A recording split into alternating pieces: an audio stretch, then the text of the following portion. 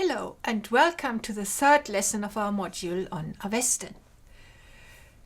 Today we are going to discuss the transmission of the Avestan texts. In order to understand better how they were transmitted, however, we first need to look at how they were composed.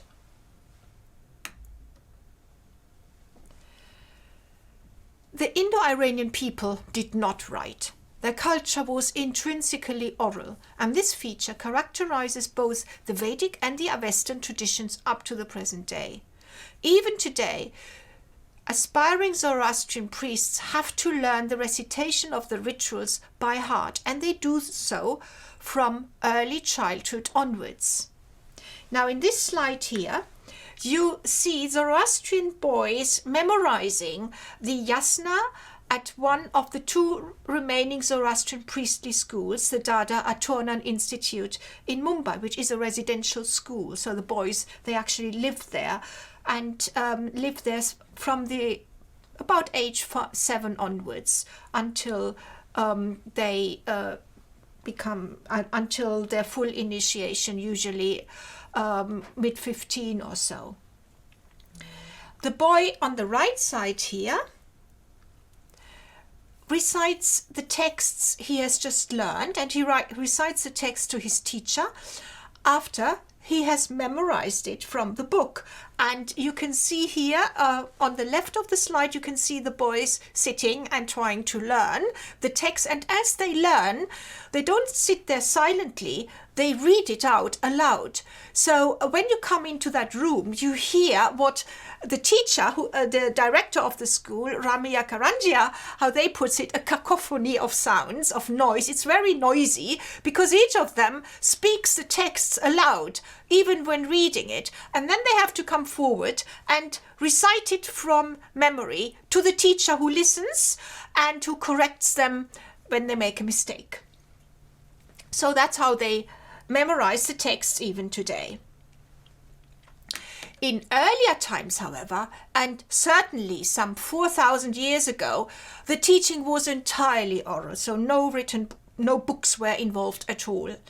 Sadly, very little information is available on the memorization techniques used in the Zoroastrian tradition over the millennia. But from the closely related Vedic tradition, we know that the memorization followed a complex and sophisticated system designed to ensure that no changes were introduced into the texts. The hymns were learnt by rote, not only in their linear arrangement, as the words followed one another in a hymn, but also forwards and backwards according to a fixed schema, as you can see here in this slide. There are the different patas. There is the Samhita pata, which is how the words fit together and just adapt to one another phonetically as the words are pronounced in context. Then there's a Pada pata, which isolates the individual word from one another. So they were memorized in both these two patas. And then the words were also memorized in the Krama pata, which is 1, 2, 2, 3, 3, 4, 4, 5, 5, 6. Each number standing for a word. Then the Jata pata, when the words were memorized 1, 2, 2, 1, 1, 2, 2, 3, 3, 2, 2, 3, 3, 4, 4, 3, 3, 4, 4, 4, 4, 5, 4, 5, etc. And then the Ghana pata, 1, 2, 2, 2, 1, 1, 2, 3, 3, 2, 1, 1, 2, 3, 2, 3, 3, 2, 2, 3, 4, 4, 3, 2, 2, 3, 4, 3, 4, 4, 3, 3, 4, 5, 5, 4, 3, 3, 4, 5, etc.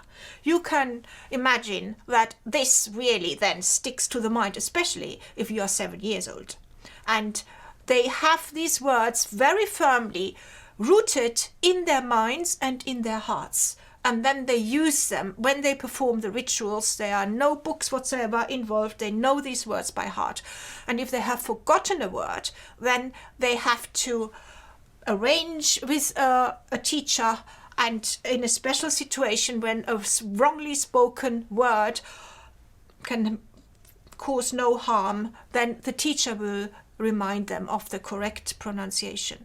So this is what it was like in the Vedic tradition, and we have evidence for it in our text. Sadly, we know very little about the techniques used in the Zoroastrian tradition, but there is reason to doubt that anything like this ever developed within the Zoroastrian tradition. And we shall get some confirmation for this view when we are going to look at the phonetics and phonology of the Avesta in the second part of our teaching of Avestan here in this course, when we talk about phonology. So there are lots of influences of various dialects of the oral tradition constantly on the way the words of the Avesta are pronounced by the priests. Now, this, what we've just heard, refers to fixed texts. But how did these texts come about in the first place? So the texts which aspiring priests memorized then and memorize still today are fixed sequences of words which have to be recited unchanged. And the tradition is all there to ensure that no changes are being introduced to the fixed words and words order. At the time of their composition, however, poetry formed part of a living culture of oral composition in performance. Each performance produced a new composition, a new song, better than any previous songs. And this is how these texts came about in the first place. Thus, in the very first hymn of the first Gatha, in Yasna 28, the singer announces that his compositions are without precedent, and we find the same concept also in the hymns of the Rig Veda. So let us look at first Yasna 28:3. There, in the translation, we read, "I who want to extol you, good thought, and the wise Lord, with rightness," that's Asha, "in an unprecedented way, apurvim," something which has no precedent.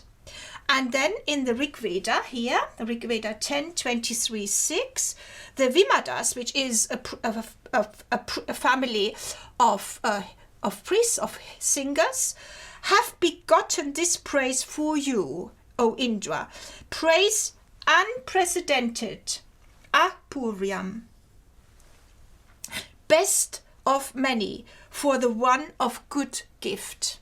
So here is a reference to the gift which is then due when the ritual is performed, has been completed. So here, this is a common inheritance in these two traditions, a new song without a precedent, better than anything else that has been recited before. Each recitation is a new composition, novel.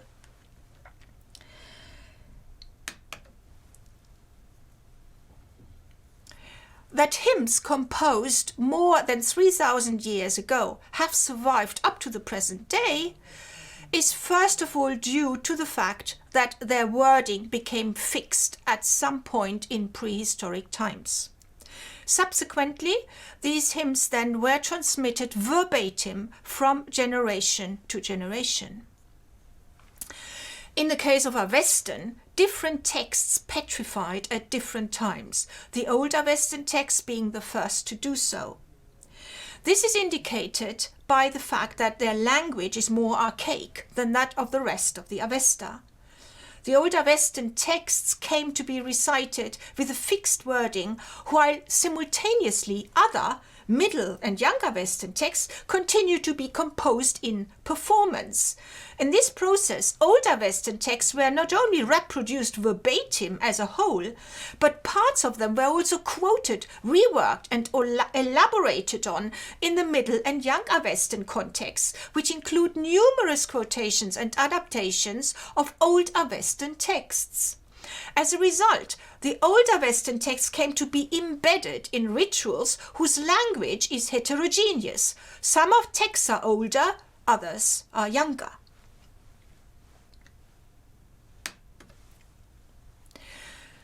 An interpretive tradition of the prestigious old Avestan texts also developed then. The exegetical tradition of the Avesta thus reaches back to Avestan times.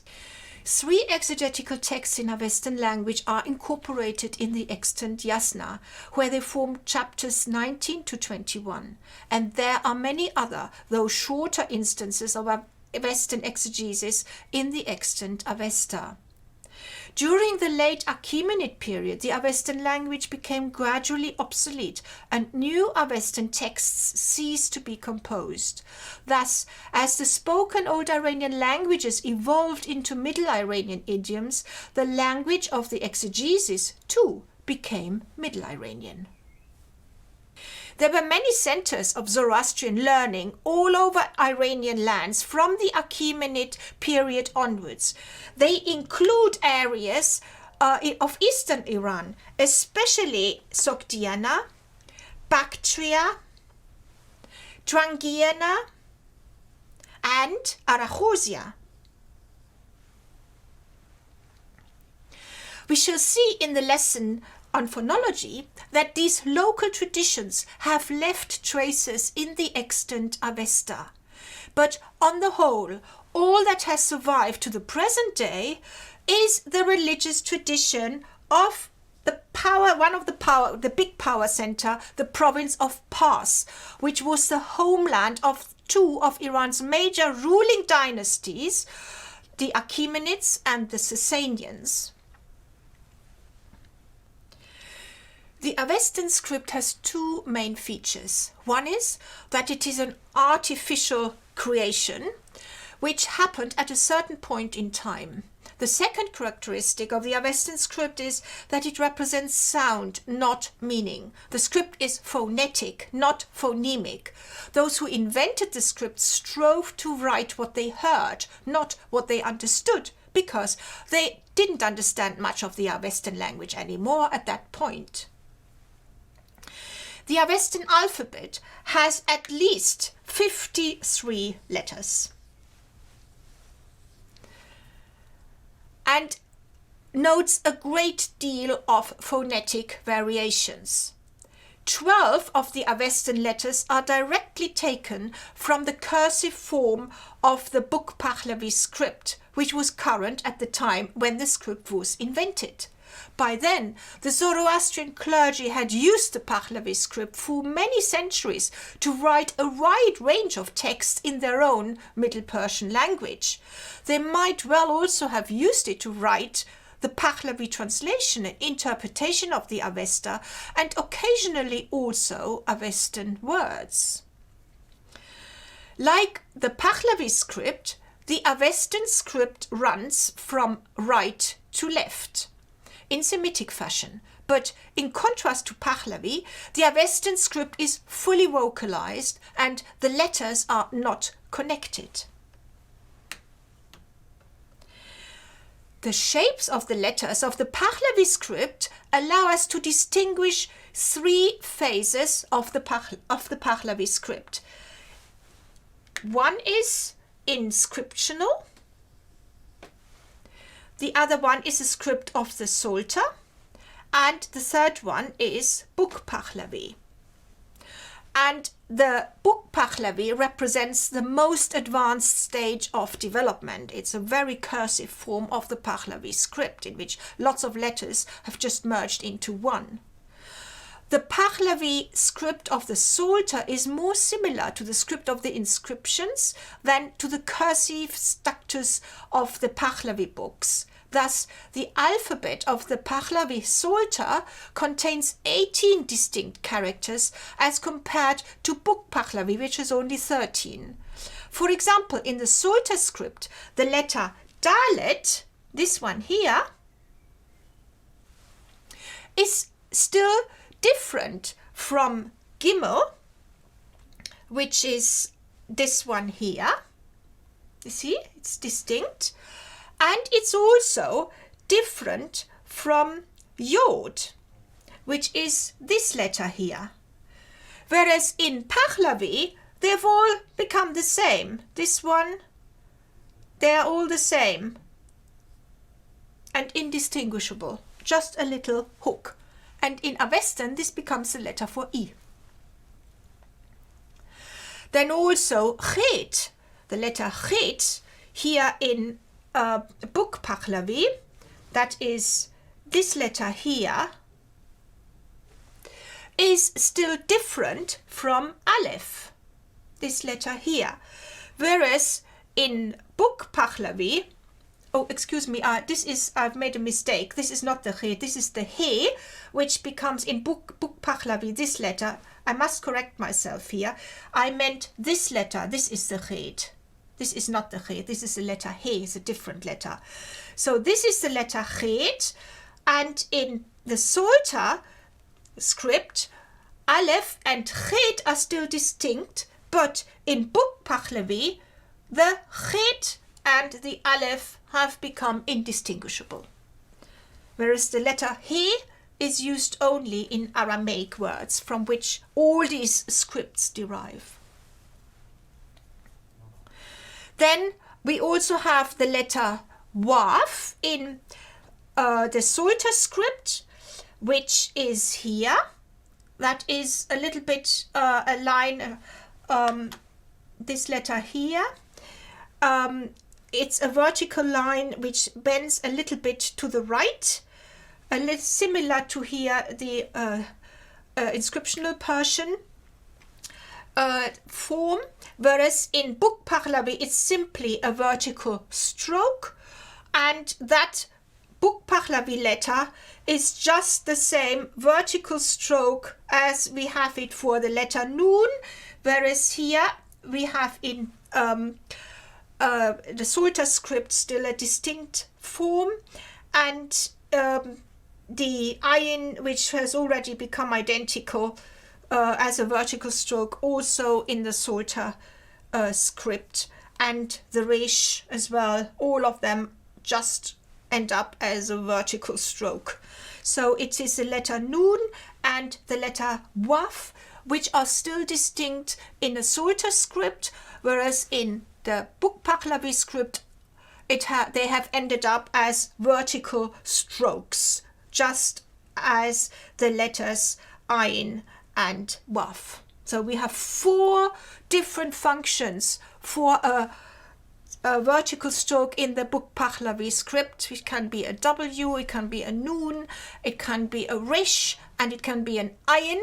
And in addition also, the vertical stroke in the Pahlavi script is used as a word final marker, just a vertical stroke to indicate the end of a word after a letter which doesn't connect to the left. So highly ambiguous, a terrible script. And Neil Mackenzie once called the Pahlavi book script Ahrimanic. It causes lots of problems, whereas the language is not so difficult. But you can see also why the Zoroastrian priests of the Sasanian period considered the book Pahlavi script as unsuitable to write down the sound of a language. And they felt the pressing need to develop a fully vocalized script which represented all the individual phonetic variations to ensure that the recitation of the Avesta is reproduced accurately in written form, and that's what they invented the Avesta script for. Now, since the Pahlavi alphabet only has 13 letters, the priests who invented the Avesta script had to procure additional letters. Now, how did they proceed? In principle, they proceeded in 2 different ways. One was by adding diacritic marks to existing letters of the Pahlavi script, both of the book Pahlavi script.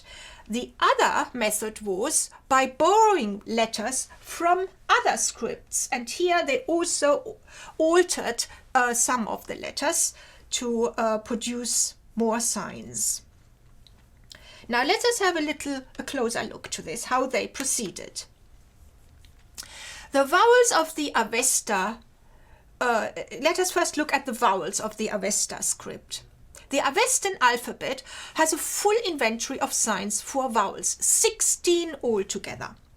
The signs for the letters A and E are directly taken from the Pahlavi script. So here, that's our Aleph, which, as we have seen, is exactly the one of the Pahlavi script.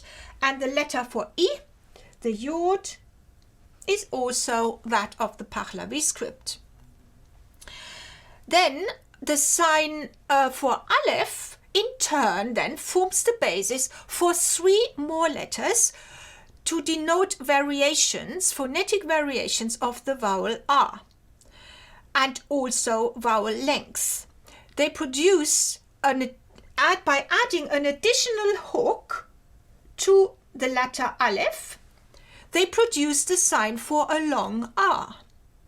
And the combination of a short R here and a long R respectively with this letter produced these signs here to denote O and R respectively.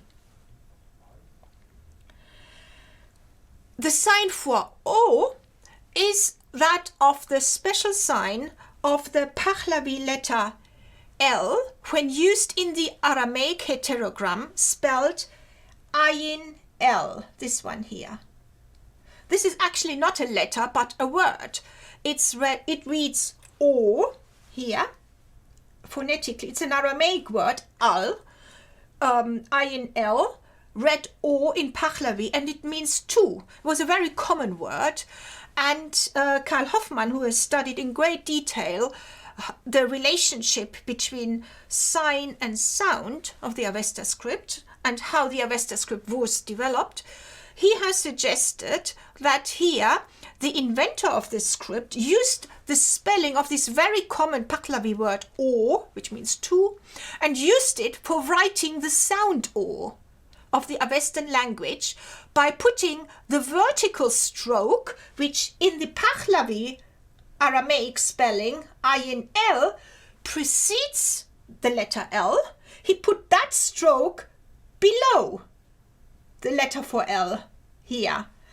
And this then produced our sound O. So according to Hoffmann, this vertical stroke here is the ayin of the word al put below the L. And this was then, you produced a single letter O which presented the sound O, no longer a word, O, which means two in Pahlavi, but the sound O. And he further suggests that then this vertical stroke put below the L became a diacritic marker for other signs. By omitting this vertical stroke below the L, a letter for the short O was produced. This here is our Pahlavi L without the vertical stroke preceding in, without the sign for ayin, and here it's simply used then as a letter for a short O, for the vowel O.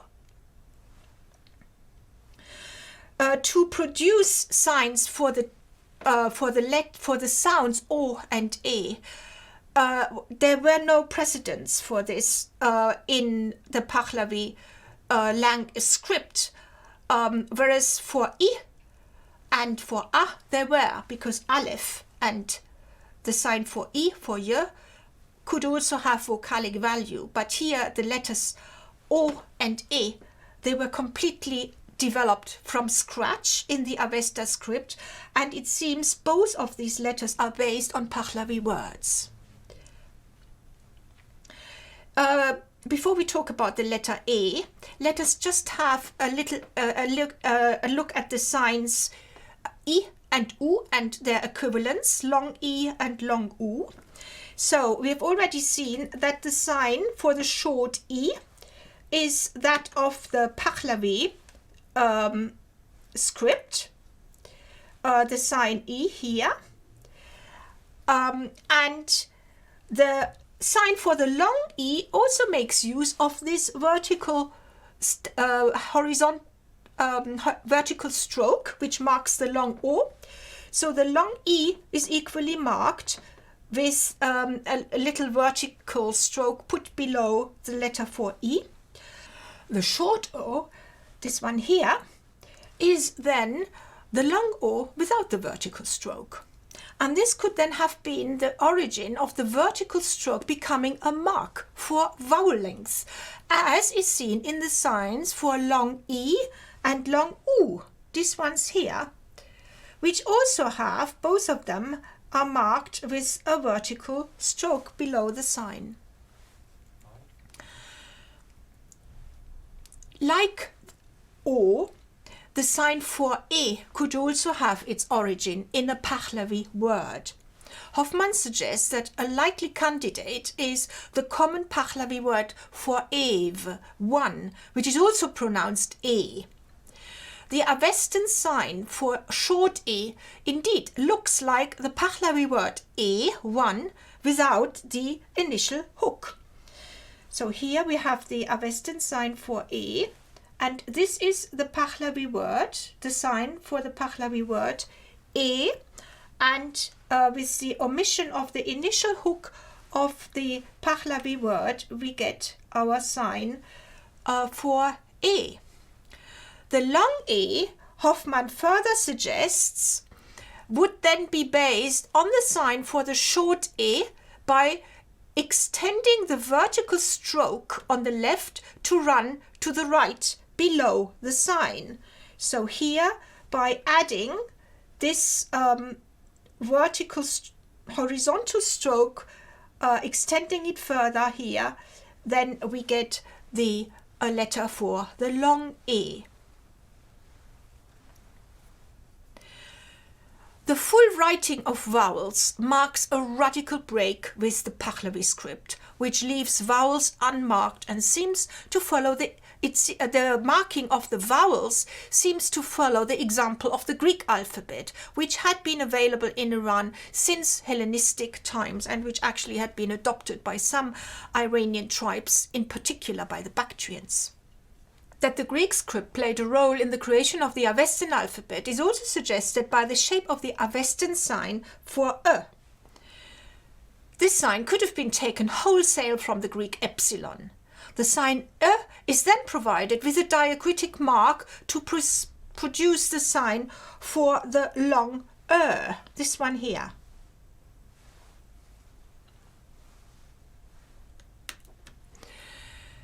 In addition to the Greek alphabet, the more archaic form of the Pahlavi script used in the Pahlavi Psalter also provided additional letters. Iranian Christians employed this form of the Pahlavi script to write the Middle Persian translations of the Bible. The slide here shows one of the 12 surviving folios of the Pahlavi Psalter, this one here, which was discovered in 1905 in Bulayik near Turfan. That is here on our map. The archaic form of the Pahlavi script is also attested elsewhere in Christian Iranian monuments from Central Asia, but is found nowhere else. However, the fact that the Avesta script incorporates some of its signs indicates that the Pahlavi script, that the Psalter script, must have been known also in the province of Fars, the power center of the Zoroastrian priesthood during the Sasanian period, and the area where the Avesta script was presumably created. The use of letters of the Pahlavi Psalter illustrates well how the inventor of the Avesta script proceeded. Let us have a look at the Avestan letters for the voiceless stop, k, and the voiced fricative, r. The Avestan sign for k, this one here, is the sign of the Pahlavi book script, directly taken from there, while the sign for the voiced fricative, that is this one here, is the sign for k of the Pahlavi Psalter. Now, the Pahlavi sign for k stands for both the Vila voiceless stop and the Vila voiced fricative, which had regularly developed in post-vocalic position from k via g in Pahlavi. The historical spelling of the Pahlavi script does not account for this phonetic development, so that in the Pahlavi script the letter K came to have two phonetic values, a voiceless stop K and a voiced fricative R. The Avestan language too has a voiced fricative R, which developed in Young Avestan from the voiced stop G in certain positions, especially between vowels. Now, in the case of K, the creator of the Avestan alphabet had two Pahlavi signs for K. One of the Pahlavi book script, this one here, and one of the Pahlavi Psalter, this sign here. He used the letter K of the Pahlavi book script for the Avestan sound K, the voiceless stop, and the sign of the Pahlavi Psalter for the voiced fricative R.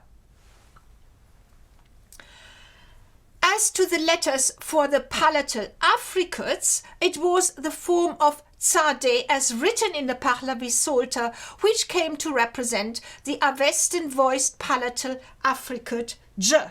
So this letter here.